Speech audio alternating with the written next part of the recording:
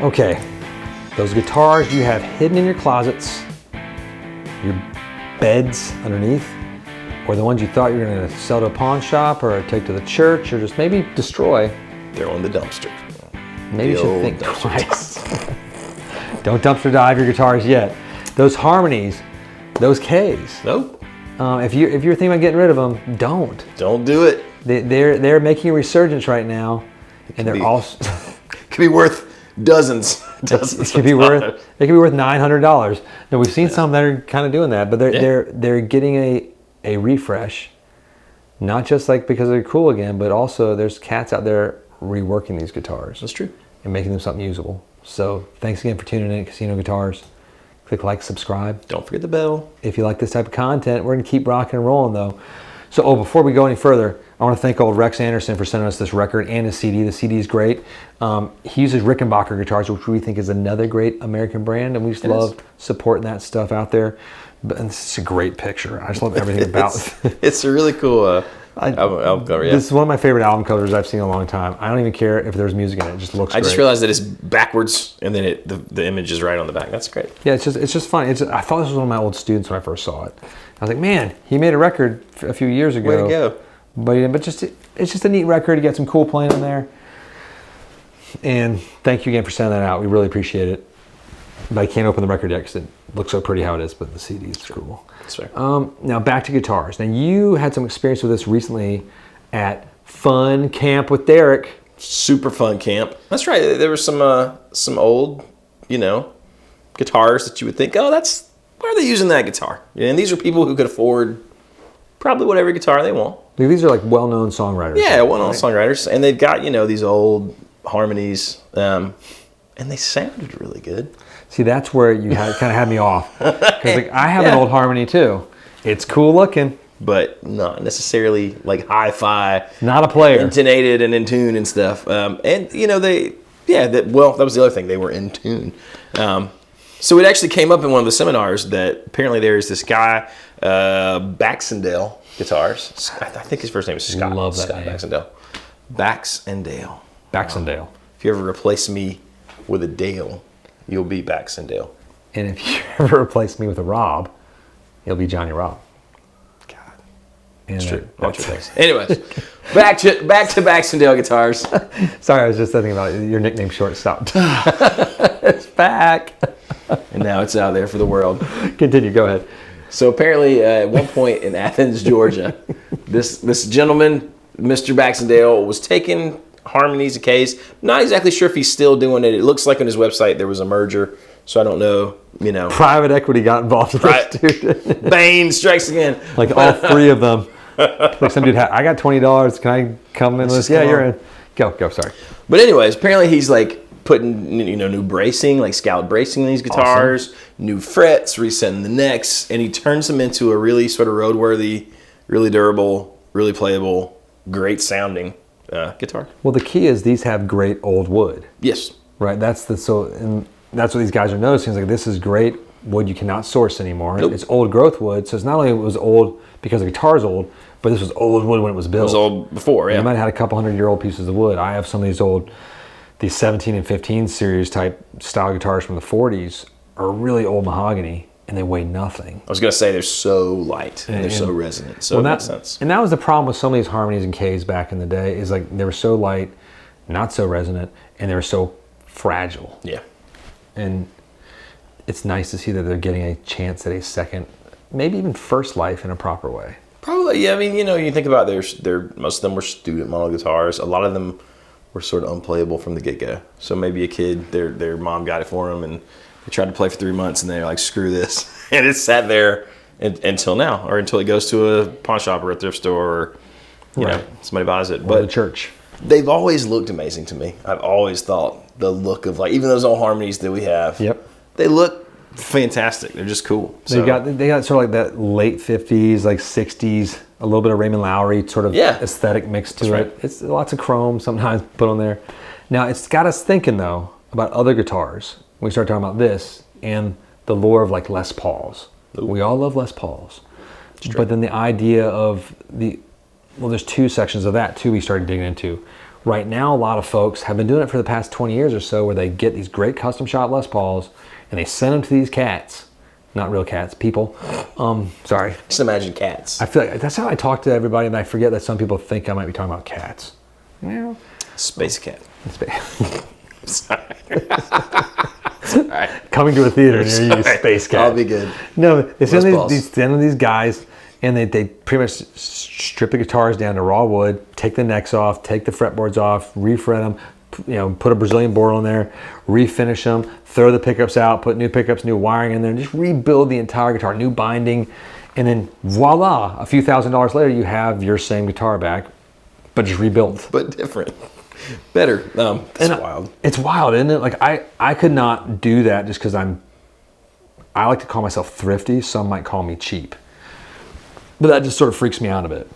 I mean, because you're talking, let's say you did it a long time ago when a custom shop Les Paul was like $5,000-$6,000. Like a top of the line. Let's say it was even less. Let's say it was like $4,000. Okay, which is a lot for a guitar anyway. So you're into it for $4,000. And I drop at least half of that guitar's value into getting it reworked. So another $2,000, maybe 25. $3,000. I was gonna say, yeah, that seems more realistic to me. So you're putting another 50% on your guitar, at least, probably in that situation. And a lot of times now more. Good Lord. So you're doubling the price of your guitar for some of these. You wouldn't buy like a Murphy aged one and have this done, but you might get a standard non-BOS custom shop and have it done. Have it done. You could do that, and maybe you still can. I don't know, but you could do it through Nash guitars for a while. Nash actually do it. You would have to get the Les Paul, is my understanding, and then you couldn't send it to Nash. But I think the way it worked is you took it to a Nash dealer, and he would send it off, and they'd send it off to Nash, and then he would take it apart. Same thing, finish it, in his finish and age it, and take the neck apart. And I don't know. There's no like Brazilian board, I don't think, but basically put his pickup set in it, okay, and relic it. And then you get the COA back, says, Nash guitars, Les Paul. Well, then there's even the more extreme of like a true vintage and the Les Paul conversions. That's wild to me. I've known about it for a while, and it's just, it freaks me out whenever I see it. And I get it, but this is when people take gold tops and they have it taken apart and they have maple top put on there, refinned, and you have a burst now. And it might be a real 50 guitar. Right. That has now been turned into a burst. I just don't think I'd do it. I could not do it. I think it made more sense doing it back when the guitars weren't worth so much. Okay. I think gold tops are catching up. They're not bursts. No. But I think the originality of the gold top is holding a different level of value than it used to. But I just like gold tops. I do too. I mean, I'm not saying if somebody said, hey, here's a burst, yes, fine. But I think if I had a real gold top, I'd want to keep it a gold top. Well, you and I both love when the patina turns green and the oxidization takes hold of it. Ooh, yeah. And it starts getting kind of nasty. And I had that chance years back to buy 3 of the original year gold tops with the crazy trapeze tailpiece, which made it unplayable. I still want them. And I bid on them. But each one got, this is going to make you, it got me sick at the time, but each one got up to about $9,000. I had to bow out. Little did I just didn't have that much money back then. But I would have bought all 3 of them, and like today it'd be like, yeah, send them all right now for $9,000. But now you said like changing out the trapeze tailpiece. Like I'm into those kind of things to make a guitar like that playable. And that's even hard too. Like on those, I already had found a special bridge setup that I could do without having to drill holes. Okay. Because I didn't want to drill, and it was only made in England at the time, so I had that all ready to buy. Because I thought I'm gonna get one of these. I'm gonna get one. It's gonna be like $5,000. It's like this was 15 years ago, or something. It was, and boom, boom, boom. Just keep on. I was on that. It was an auction site I was doing with, and it was on the phone. And so I kept bidding. I was like, I'm out. Oh, dang. They had a 61 refin Strat too. I tried on that. It was a hardtail, so I wasn't as in love with it. But right. I would have loved to have had it now. Yeah. But so with those Les Pauls, right? I mean, it is cool. It is cool to say, okay, I've got an old Gibson. It's a 50 whatever, and now it's a burst. What's the danger there? How many do you think anyone's ever bought one of those and paid like burst money? I think most of the folks that are in that buying populace are fairly educated within the guitar. That's true. Most, but it's very easy. You could get taken. It's confusing. Even with the Gibson custom shop, the serial numbers, and it's easy to sort of create a forgery within the Gibson, much easier than Fender. Fender, you know, they stamp it. It says Relic under the pick guard, and it's in the neck pocket. You know, they're pretty good. You got the thing on the back of the headstock, the custom shop emblem. So the vial of Todd Krause's blood. That's right. Underneath each pickup, too. That's right. Sort of like when Angelina Jolie and what's his name would wear each other's blood. Billy Bob Thornton, please. Don't ever call him Sir Billy Bob. What's his name? Sling Blade. I love Billy Bob Thornton. I think he's great. From Armageddon to all the way Sling Blade to his band. Bad Santa. Bad Santa. Oh my gosh, that is such a good. I cannot wait to watch that with my kid when he's older. Like next week. Yeah, I mean, maybe not. I'm gonna do RoboCop first. I think.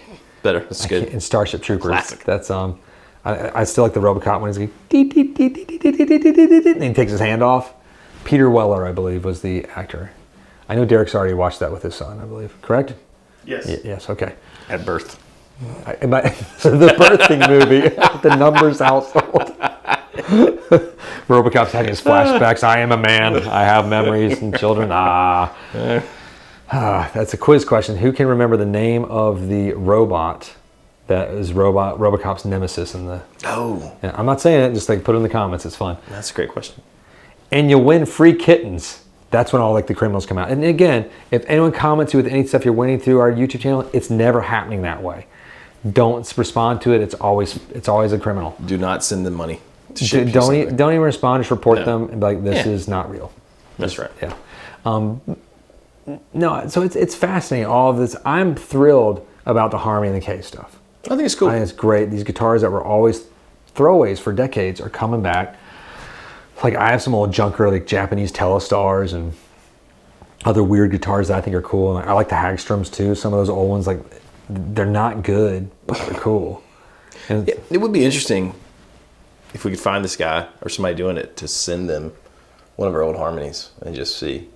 Like my Harmony Hollywood, see what he can do to that. But it's got a bullet hole in mine. I like that. I mean, you have to leave that. So that's awesome. It's history. The bullet hole's awesome. History.